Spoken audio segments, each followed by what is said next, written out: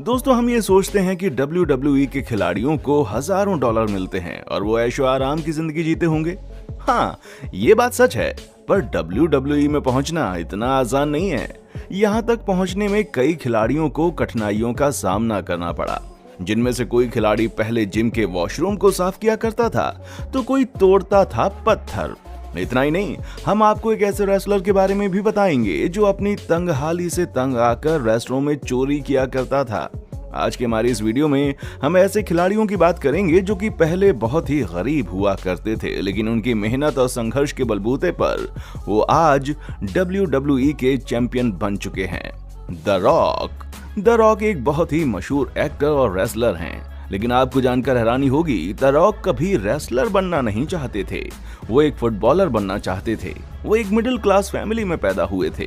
बचपन में उन्हें और उनके माता पिता को किराया न देने की वजह से उनके मकान मालिक ने घर से निकाल दिया था। द रॉक उस समय को उनके जीवन का सबसे मुश्किल समय बताते हैं। द रॉक फुटबॉल खेलने में काफी अच्छे थे, लेकिन 1995 में उन्हें इंजरी हुई और उनका फुटबॉल करियर वहीं पर खत्म हो गया। लेकिन द रॉक ने हार नहीं मानी और अपना रुख रेसलिंग की ओर कर लिया। 1995 में ही उन्होंने अपना पहला मैच खेला। इसके बाद द रॉक बताते हैं कि उस मैच तक में वो पूरे तरीके से टूट चुके थे। उनके पास रेसलिंग शूज और पैड खरीदने तक के पैसे नहीं थे, लेकिन उन्होंने बिना शूज और पैड के ही वो फाइट जीत ली। जॉन सीना इस सदी के बहुत बड़े सुपरस्टार हैं। वो 16 टाइम WWE चैंपियन और 5 टाइम यूनाइटेड स्टेट चैंपियन रह चुके हैं, लेकिन WWE में आने से पहले उन्हें कई मुश्किलों का सामना करना पड़ा था। जॉन सीना का जन्म एक मिडिल क्लास फैमिली में हुआ था। 15 साल की उम्र में उन्होंने जिम ज्वाइन किया। उनके पिता नहीं चाहते थे कि वो बॉडी बिल्डिंग में आगे आएं, इसलिए जॉन सीना घर से भागकर कैलिफोर्निया गए। कैलिफोर्निया में सरवाइव करने के लिए उन्हें कई तरह के काम करने पड़ते थे। वो लोगों की गाड़ियां चलाते थे और घर न होने की वजह से कार में ही सो जाते थे। बाद में उन्होंने एक जिम में काम किया, जहां पर वो मशीनों की देखभाल और जिम की साफ सफाई का काम करते थे, और यहाँ पर उन्हें टॉयलेट भी साफ करना पड़ता था। डीन एम्ब्रोज WWE के बहुत ही मशहूर सुपरस्टार हैं। वो द शील्ड के मेंबर भी रह चुके हैं। डीन एम्ब्रोज भी एक बहुत ही गरीब परिवार से थे। उनके पिता इंडियाना पुलिस में काम किया करते थे, जो डीन एम्ब्रोज के घर से लगभग 100 किलोमीटर की दूरी पर था। इस वजह से डीन एम्ब्रोज के पिता उनके साथ ज्यादा टाइम स्पेंड नहीं कर पाते थे। डीन एम्ब्रोज बचपन से ही एक रेसलर बनना चाहते थे, लेकिन रेसलर बनना इतना आसान नहीं था। शुरुआती दिनों में उन्होंने होटल एंड रेस्टोरेंट एसोसिएशन में पॉपकॉर्न बनाकर बेचे और इनके आसपास कुर्सी लगाने का काम भी किया। एजे स्टाइल भी WWE के बहुत बड़े सुपरस्टार हैं।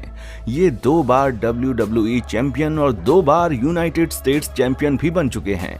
यहाँ पहुंचना इतना आसान नहीं था। यहाँ तक पहुंचने के लिए एजे स्टाइल को कई कठिनाइयों का सामना करना पड़ा। इनका परिवार काफी गरीब था। इनके परिवार ने पैसों को लेकर काफी संघर्ष किया है। एजे स्टाइल के पिता शराबी थे। वे शराब पीकर घर में लड़ाई झगड़े करते थे। सिर्फ एजे स्टाइल के दोस्त ही थे जो उनको सपोर्ट करते थे। जब उनके दोस्तों ने अंडर-ऑन रेसलिंग स्कूल ज्वाइन कर लिया, इन्हें देखकर एजे स्टाइल भी इस स्कूल में एडमिशन ले लेते हैं। इस स्कूल की फीस जुटाने के लिए एजे स्टाइल लोगों के गार्डन तक साफ किया करते थे। पार्ट टाइम में एम्बुलेंस भी चलाते थे। बुकर टी को एक अनाउंसर और एक हॉल ऑफ फेम के नाम से जाना जाता है। इसके अलावा वो फाइटर भी रह चुके हैं।